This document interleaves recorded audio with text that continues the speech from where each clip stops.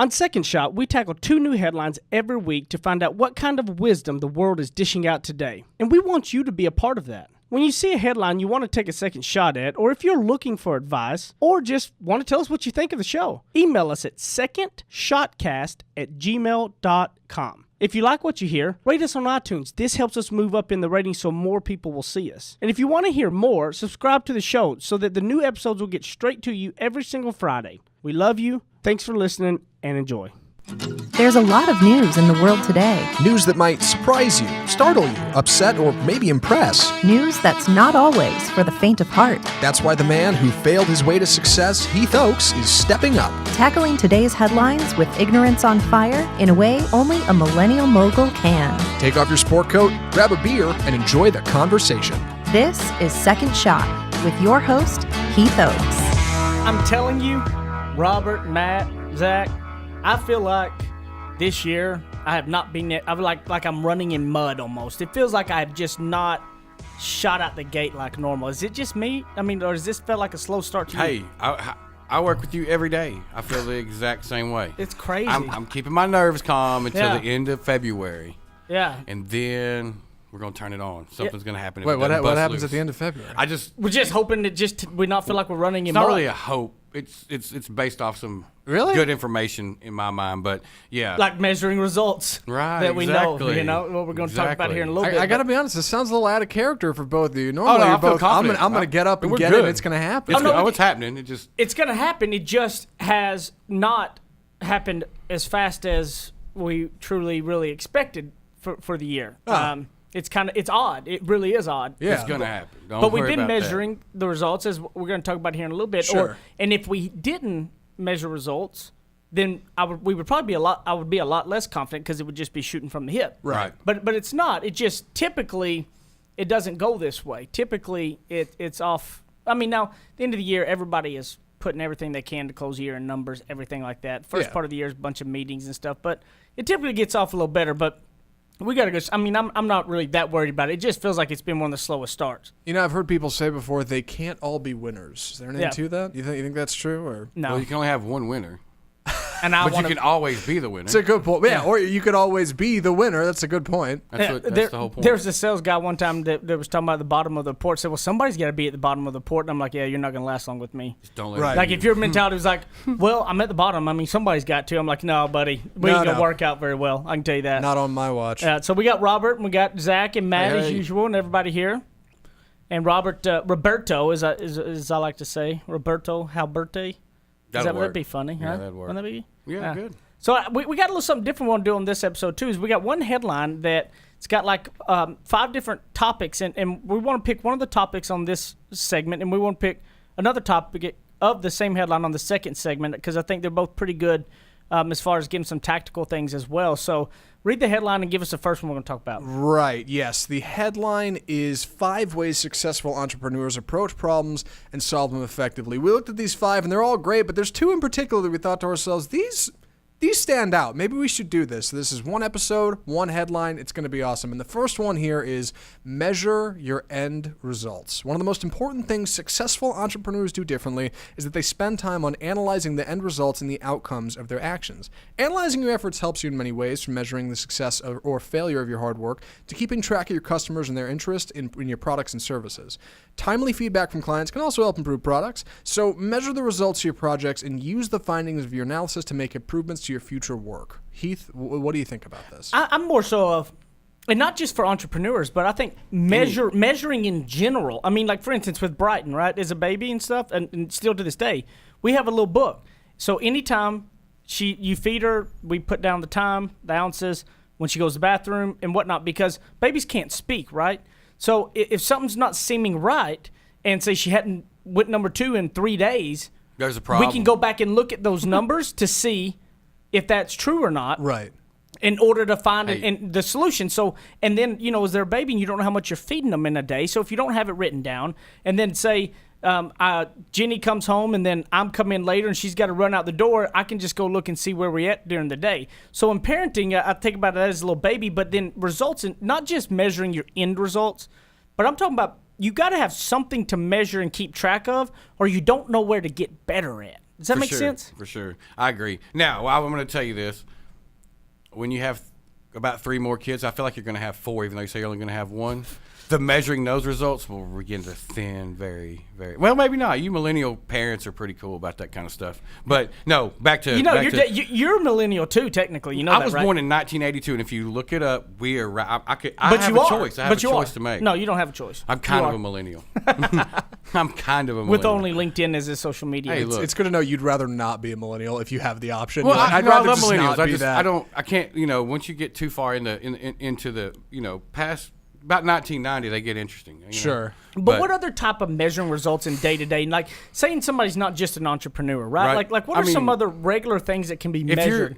If you're trying to, any kind of goal or project or anything you're trying to figure out how to get to the end of, if you I tell guys all the time, if you can't run a business if you can't measure your results, you can't tell me how you got from point A to point B. You can't run anything because it can never be. It's not repetitive. It's not. It's hard to.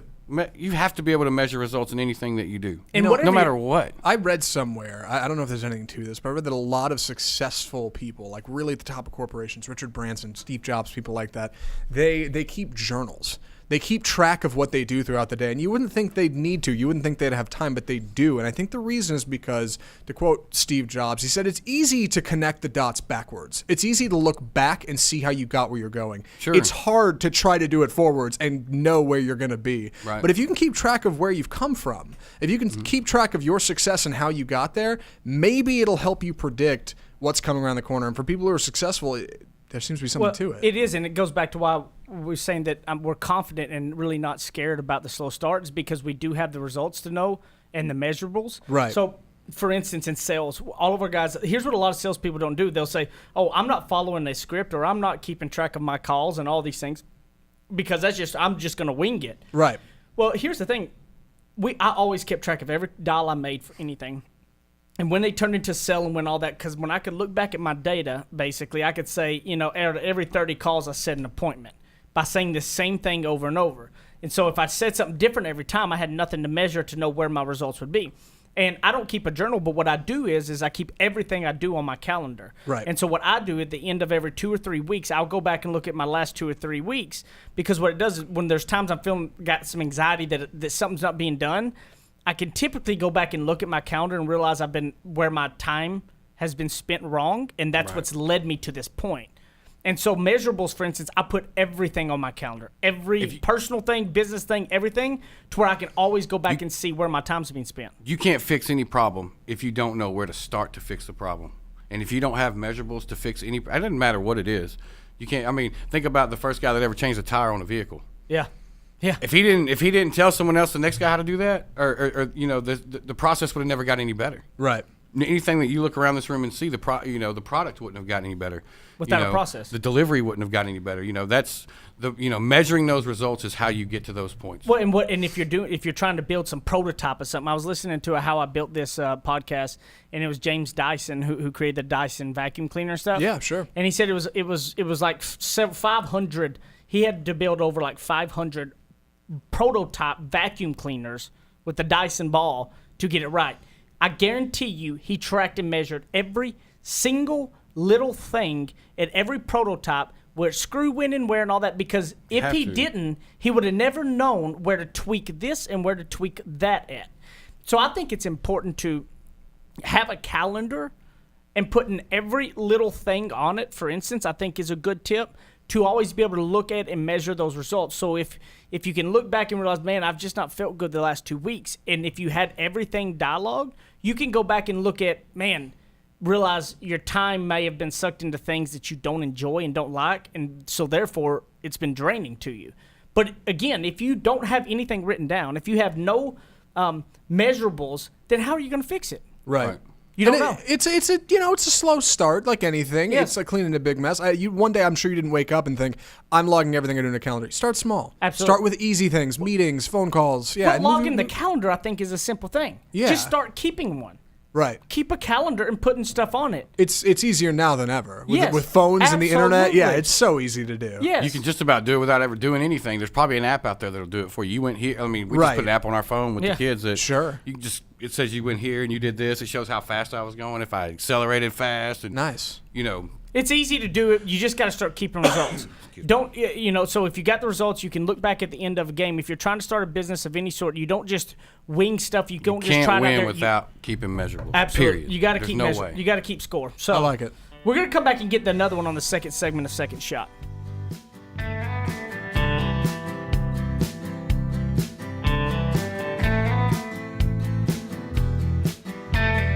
He's a suit and tie kind of guy with deep southern roots. Heath Oaks hosts more of Second Shot coming up on RNCN. Hear ye, great news for all of you guys. Colonial Life is hiring some salespeople from all over the country. No matter where you are in the United States of America, if you're looking for a sales career, if you want to just learn more about what Colonial Life does, send an email to mbeltran@coloniallife.com, mbeltran @coloniallife.com. We'll get you set up with the right people you need to talk to and see if you're going to win that job. If you're in the Metroplex area, great. If you're in St. Louis, great. We're going to have office there for you. mbeltran @coloniallife.com and change your career today.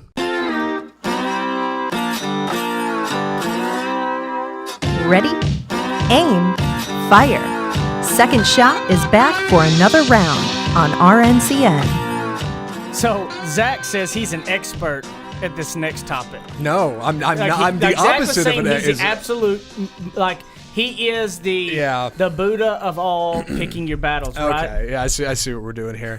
No, I am not the expert at picking battles. Yeah, let me rattle off this headline before I get too far into it. Again, this is from 5 successful ways entrepreneurs approach problems and solve them effectively. This is number 5. Pick your battles. Pick your areas of work carefully. Your individual experiences, training, and background will give you an edge in solving problems in some areas instead of others. Understand where your skill set and knowledge can be used to the best advantage, and focus on creating solutions to problems in that area. Too many entrepreneurs fail because they get tempted to start up in a sector they have no previous knowledge or experience of. Play to your strengths, and you'll already have made a head start on the path to success. Heath, what do you think about this? So what I think is a little contradicting in that article is, look at me, I used a big word. Did you hear that? Like Contradicting? I did all Don't kinds of spell it. How many letters Don't is spell that? it. Don't spell it. So the interesting thing is that it doesn't make a lot of sense that the way that they do that, because they talk about, number one, it's like staying in your own lane, but then pick your own battles. They're not on course, but we're going to go with the pick your battles. Sure.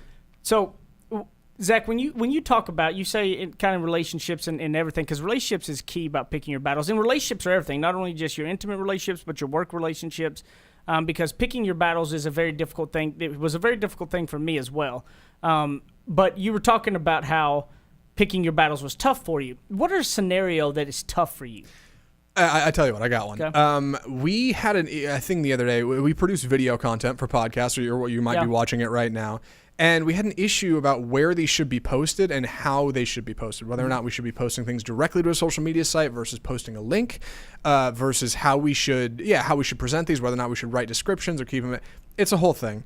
And at the surface, it doesn't matter. It really, I mean, either way, the content's going out, and if it's going out successfully, we're happy. But the issue for me is I'm like, well, no, I feel like I'm really right here. I feel like I produce the videos. I'm in the room, like, making them happen. Like, I feel like there's a certain sense of myself in them, and I want them to be successful. And if I feel like I'm really right about it, I want to defend it and be like, hey, listen, this is the way we should do it. Like, and here's why. And sometimes I feel like I run into a problem where whoever's listening, which could be my manager or coworker like Matt or whoever, they'll be like, yeah, but like, this is the way we're going to do it now, and that's the way it is. And I'm like, no, though, I want to say what I feel. I want to fight for this, and I want to fight over it, and I shouldn't. Well, but you got to know, there's times you got to fight for something. There's absolutely times you have to fight for something, okay? Right. But here's diving into this exact scenario. Why did you say that it really doesn't matter at the end of the day? Because the goal is to get the content out, correct? Right. And what you basically is the argument is over whether it's go straight to social media or straight to Actually, YouTube. the goal is probably the ultimate goal is to make get bigger. Get viewers. Yeah. There you go. But this argument is over posting it straight to social media or somewhere else. Sure. Okay. Yeah. So at the end of the day, they all go to the social media somehow, right? Right. And it's also the ultimate goal of it is to get it out there. Mm-hmm. So it's going out there. In this scenario, so if you look at your end game, which is growing everything bigger, it's getting to social media. It's not an argument over whether we post it online or not, because that's a different thing. Yes, you got to get it online. It's the delivery method. Yeah. So at the end of the day, Is it an efficiency thing? Like, at the end of the day, the same thing is happening. So what it is in your mind is your ego. Right. It's the ego that is making you want to fight for your way. Absolutely. I feel like I've got a stake in this. Yeah, but totally. you have to know when there are things you have to fight for. Right. Okay, so if, for instance, they come in and said, you know what, Zach, from now on, we're not going to post anything on social media about all the stuff y'all work on in here. That would be crazy. That is something I'm going to fight for. Yeah. That's something I'm going to stand my ground on because, again, you're putting a lot of work into something you want it out there. Mm-hmm. Hey, if the delivery method is this way, that way, as long as it gets out there, right. It doesn't matter. So you got to know when it is your ego is in the way, or is it going to help or hurt the end game goal? The best thing about, like what you're talking about, what he's talking about here is if you fight or battle on little bullshit things like that, sometimes it may not be bullshit to you. Mm-hmm. The issue becomes everybody sees you as this person to where if you pick your battles properly, when you put your foot down, everybody listens. Everybody listens. That's the best part about it. Sure. It's just like Ava was in here last episode. She's just quiet, doesn't say anything. I assume automatically that she is probably, very smart, very clever, and she's keeping to herself and being respectful. I have no idea what she's like in real life. She's teeing y'all up into your but pockets in before here, we walk out of here. because she picks her moment to speak, her moment to say something, it makes her seem sharp and clever, and Sure. I think more of her for it. You're absolutely right. If I fight on everything, I'm not going to get anywhere. Yeah, if you're sitting there, but if I'm like smart, and you pick my sit back and battles. wait, because the real battle that you want to win that you couldn't, that's when your foot hits the ground. That's the one that matters the most. If you're doing it constantly, no one will listen. Eventually, they just stop listening. That's where you got to realize to take it. This is how you take an inner self-awareness check. Is think about if you put your foot down on something, does everybody really go, oh my God, okay, we're going to do it, or does everybody keep fighting? And if you realize everybody keeps fighting, that means you're somebody who battles everything. Right. You want to be the one that when you put the foot down, it goes. Like, for instance, with me, my job, I need to try to marriage the relationship between the field salespeople and home office. Those are completely two different personality types of people. A-top salespeople are always right. They're never wrong, and everything that is theirs is the most important. Home office is these A-top salespeople are always demanding and all this. Mm-hmm. So what I do is every time just because Robert or anybody comes to me saying, man, this has got to be fixed, I don't just automatically do it.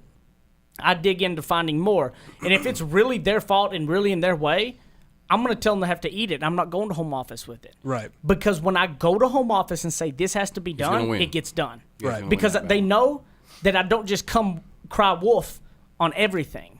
Hey. And so in your relationships personally as well. I was going to say, let's go to the kid play here on this. Pick your battles. My wife tells me this all the time because a lot of times for me as a guy, or it may not be a guy thing, I don't know what it is, but you can be really short fused with your kids a lot more than a mom can, right? Yeah. But what I've learned, because there was like when Emmett was little, there was times, man, I want to just whoop his rear end, and I've never laid a finger on him, never had to whoop him. Of He's a course. great kid.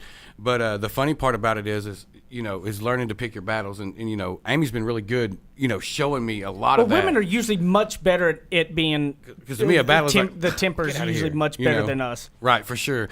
But it's even in that scenario you're talking about. Maybe your delivery method was better, but it's not. At the end of the day, it's going to get where it needs to get. Right. Just sit back and watch, and when one of them starts pissing and moaning about, oh, this is too hard to do this, you can go, let me show you an easier way to do it. Right. And I think about Patience, this. I think about this a picking lot your battles. lately because I feel like I've been very short-tempered in an odd way. Yeah. But I think about it was an episode we did. The two of you both on it. You talked about the learning part of our brain and how it just kind of closes off will. when you're Yeah. angry. And it's easy when your ego's involved to get angry over this stuff. And it's tough to kind of step back and just be like, you know what, I gotta think about this for a minute. Yeah, this isn't worth it, or it is worth it. And you have to pick those battles. But it's like, do you want to be the person that when you speak everybody stops, or everybody keeps moving?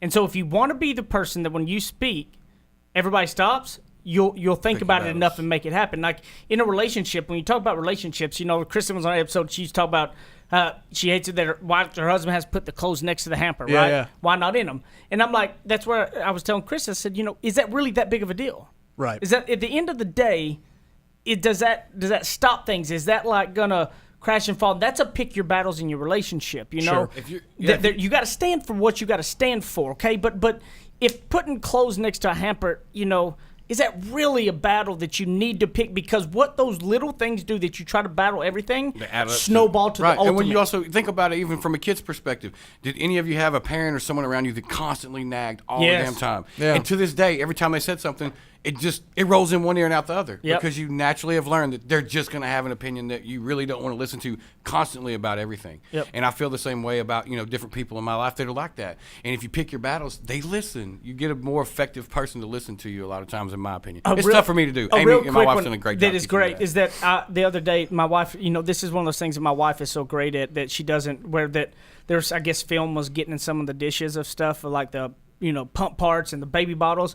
And then we were out of this soap, and I was like, man, how are we always out of soap? She goes, because you use so much of it. And I was like, well, they got the film in it. And she goes, well, because that's, I said, oh, I was putting more soap thinking that was not the film, right? She goes, look, I go, why didn't you say anything? She goes, because she said, I'm just grateful you washed the dishes. I didn't want to come and say, oh, you're using too much soap, and she's like, I was great. You know what that did to me? I put a little drop of soap in there from now on. Like the way she approached me with that was picking that battle that she was like, I'm grateful you washed the dishes. So I was happy to just keep buying more soap even though we didn't need to. And you know what? I figured it out on my own, right? I mean, so that's a perfect example of it. So that's why I love my wife. She's awesome with that. So pick your battles carefully, people. People will listen more effectively if you pick your battles. It can And make do your the relationships dishes. much better. And do the dishes. Yeah. Third segment of Second Shot coming right up.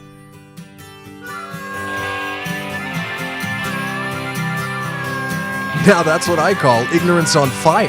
More of Second Shot with Keith Oakes still to come. You guys have been listening to Second Shot and hearing us talk about it. You need to go pick up my book, Ignorance on Fire, A Journey of Failing Your Way to Success. You can get it on Amazon in paper book. You can also hear this beautiful voice of mine in audiobook style on Audible or anywhere you're going to get your audiobooks. Guys, this book took a lot of time to put into it, and I believe it can really be some life-changing stuff to help you on your path to success. And hopefully you're going to fail your way to success just like I did. Ignorance on Fire, A Journey of Failing Your Way to Success. Amazon.com, Audible.com, audiobooks, paper books, everything. Get it, share it with your people, and I appreciate it. Thank you, guys. Go pick it up today. Kick off your boots or suit up. The choice is yours. Welcome back to Second Shot on RNCN. Yeah, so the good thing is hopefully I'm going to get in the good graces of my wife since I acknowledge the fact that I appreciate her being grateful versus nagging me, right? Like that's a good thing. I should win some brownie points there, don't you think, Robert? She didn't ask for any brownie points for not griping about this too much soap. I know, but I gave her some. It was cool giving her a shout out on the podcast. I'm going to get you some brownie points. We're playing airsoft yesterday, and he goes, I have to leave here at 4 o'clock. And and he really wanted to stay at 4 o'clock. Oh, I he mean, said I this, could have yeah. easily convinced him. And he says, I got to go home right now. And he actually got in his car, didn't hesitate, got home. Probably got home on time, right? Oh, yeah, early. I wanted to man. play more, I'm not going to lie. Smart but my wife had to man. get up and go to work That's the some next brownie day. points. So That's some good I knew brownie I needed to points. take Brighton so she could get ready to go to work because she got to get Sure. up early, So, but I wanted to stay so bad. Is there any chance you lose brownie points kind of bragging about it on the podcast? He could, yeah. But Well, I still made the decision. I Well, still it's true. did it. You still did the right thing. Yeah. I don't know what the policy is there. One of the other grown men there was like, man, I wouldn't go. I wouldn't care. But, yeah. How many grown men were at this thing? I thought you said There's a there was lot. Oh, man. Oh, Bunch dude, of there's kids. some hardcore people. They look like they're straight out of like the Oh, fake yeah? Marines or something. They look like, Like- They got their own guns and Yeah. equipment. Yes. Oh, with, wow. They're decked out, looking got like. scuba tank guns and all kind of stuff. Scuba tank guns. Oh yes, it's nuts. These people are like silencers on their airsoft guns. Oh, good lord. Oh, it's crazy. Yeah. We should all go out there and play. We need to take a show trip play. out to We this. should take Yeah. a show trip and have like a recorder on us all. Second Go for shot. it. and We got a like couple. compile We got it all some together stuff. and make a cool deal out of it. That's Y'all some good want stuff. to? I'd do that. I'm ready. Oh yeah, I mean, I would absolutely do that. I yeah. would love to shoot Josh. Where's Josh? Josh Where ain't is in here. that guy? Yeah, Josh, I don't think Josh, he but can I'm hear gonna- Hey, what I'm about gonna throw a shoot- grenade at Josh? Oh yeah, the grenades are awesome. Airsoft I threw one of those grenade. Hey, grenades. the first time I went, I'm not kidding y'all. They threw these things called a flash grenade, and it caught the grass on fire. And my only thing is, if someone hits me with one of That's those, that's hardcore. not a battle I'm going to pick. I'm kicking somebody's Fire ass over hazard. there. You Okay? run. That's not happening. I'm out. I'm scared of that. Pick your battles, right? Right, that's a battle I'm going to choose to go ahead and take. But it's Wow. cool. They got like a little city, a little fake city built, yeah. and all kinds of stuff out there, man. They're legit. what is it, 878 Airsoft or That was- something? yeah. Out by Waxahachie. Yeah, let's give these guys a plug. Yeah, they're good. What's It was, their it was name? cool. I think it's 878 Airsoft it's out by 878 Airsoft. Waxahachie. They're a smaller group, but they don't have a whole lot of people. That's what's nice about it. They got There's it some where it other ones counts. around here that have like 150, 200 people that show up. Oh my Yeah, but I gosh. like that. I like the A little where we small, at. intimate setting. There's about 20 Yeah, of you yeah. out there, so you don't get shot. Intimately getting Doesn't shot. need to be too many people, all right? Right, Yeah, right. let's too many cooks in the kitchen. Yeah. So got a listener email that this is a really cool one too. I like this. So this is from Daniel Johnson. Said, within the last few weeks, started listening to the show and listened to a lot of the back episodes. He talked about his wife was a dental hygienist, currently searching for a new job closer to home. She had an interview recently, and she was of course nervous, like a lot of people are.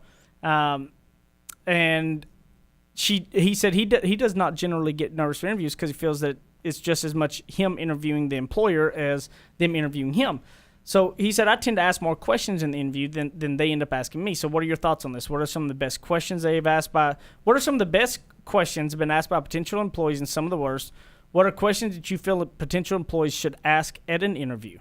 Thanks for doing the show. I feel like I've already learned a ton. So Daniel, first of all, thank you for taking the time to send us an email.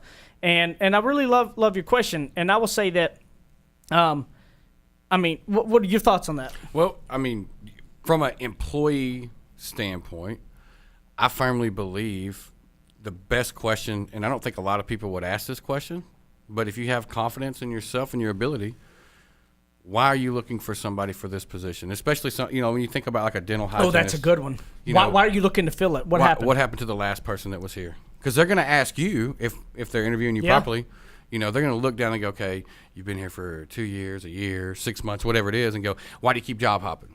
So you have the right to ask them that question. Sure. What are you really looking for? I want to make sure that if I do get my name, That in I'm the hat, right person. That I'm the right person, and it's the Right. same question that should come back at you.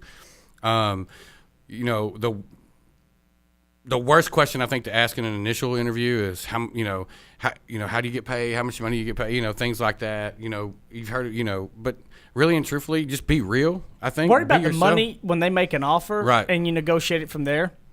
Really? Yeah, I would. It's a smart tip. I Right. would. I probably 'Cause- wouldn't think to do that, but Yeah. now that you say it, I'm like, yep, that's Yeah, wise. because then it's in your hands. I wouldn't worry about the money till they make the offer. Because when they make the offer, they basically went to that extreme. So now it's really kind of in your court.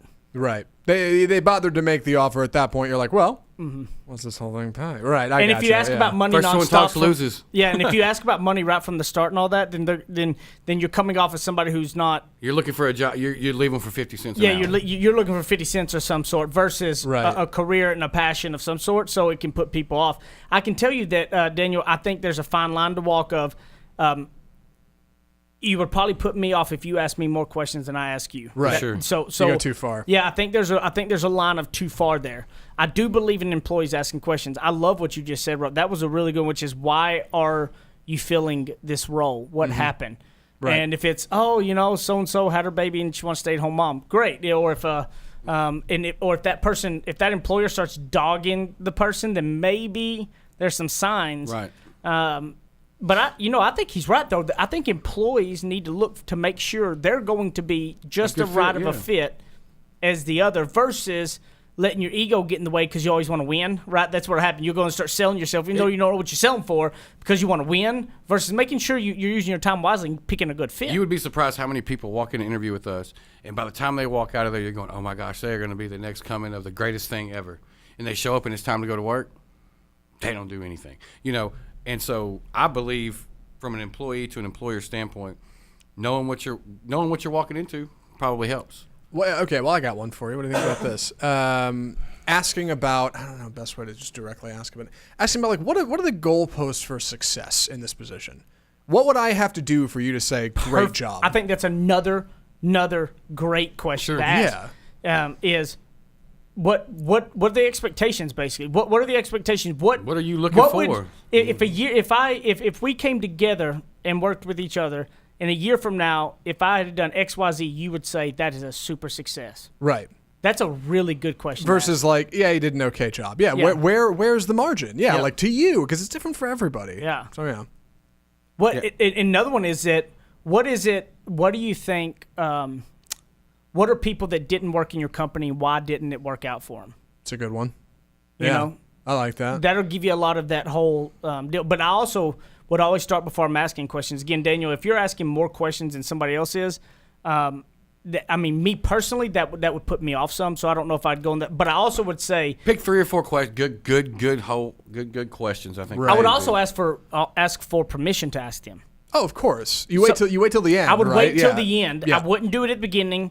Again, because you let them get theirs out with it, and as you feel it's wrapping up, ask them, hey, Zach. Give me a good gauge of how many questions you could ask really at that point, too. Yeah, absolutely. Sure. And be like, Right. Zach, is it okay if I asked you a question or two? Sure. And if you do that, then you're getting the permission. I think it's a good way to not put somebody off. So maybe, Daniel, that's like something you can like tell your wife is asking permission. Maybe it makes her feel more comfortable about asking them versus just blurting them out. And I would definitely do it at the end. Is there, I suppose it's case-by-case basis, but if somebody has no questions, does that rule them out? Or are you like, I didn't ask any questions. Not necessarily. I'm done. Not necessarily. Yeah. No, but I will say that there has been some that have asked me too many questions. Yeah. And it's put me off. But it's turned me off. Hey, Sure. Closing the deal, though, let's talk about a little bit about this. And Yeah. This just sounds unique. This may sound crazy. And I told my brother-in-law this one time when he was interviewing for a coaching job. I said, if you find out what they're looking for, the easiest way to do that is go, hey, I may not be a fit for you guys, or you may not be a fit for me, but the bottom line is I've got to know what your end result, just like you said earlier, what you're looking for. Yeah. I may not even be that right person for Where's the goalpost? Yeah. Right. That can let their guard down in a big way. Absolutely. Right. That's a And really it's good way to approach and being it. different when you go into those type of scenarios where you're not getting the same typical questions. Say, uh-huh. can And stick somebody out. that, Right, you and stand somebody out. that's just sitting there going, "Duh." And now I'll tell you this: if you go into an interview and you've not done any research of knowing about that company, of knowing about any sort, you're putting yourself on. I've sat down with people and go, "So what do you know about Colonial Life?" Well, I really don't know anything about y'all. I'm like, Right. really? Yeah. That is you don't need to spout off the whole company history, okay?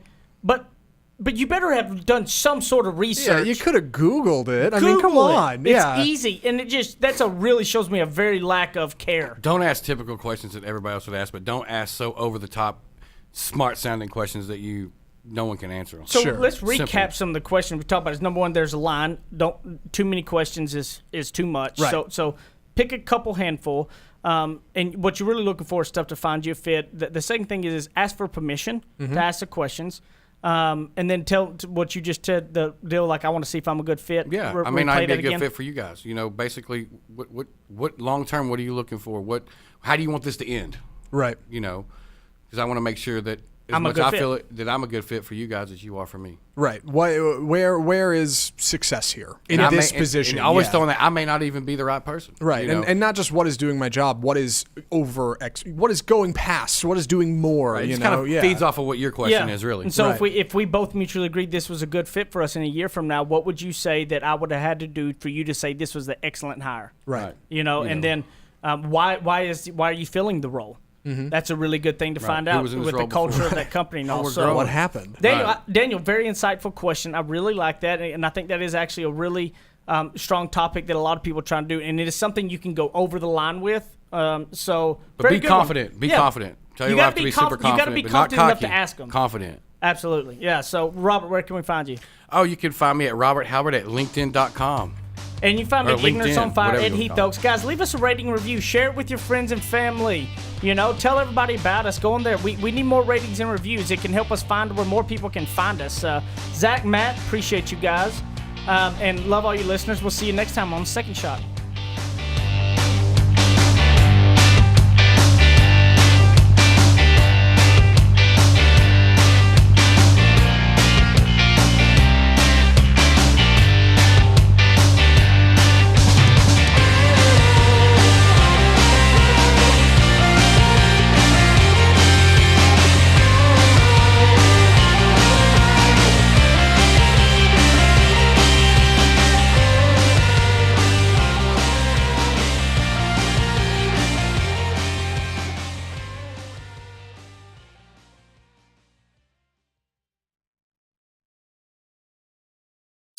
You're listening to RNCN, the digital destination for premium talk radio.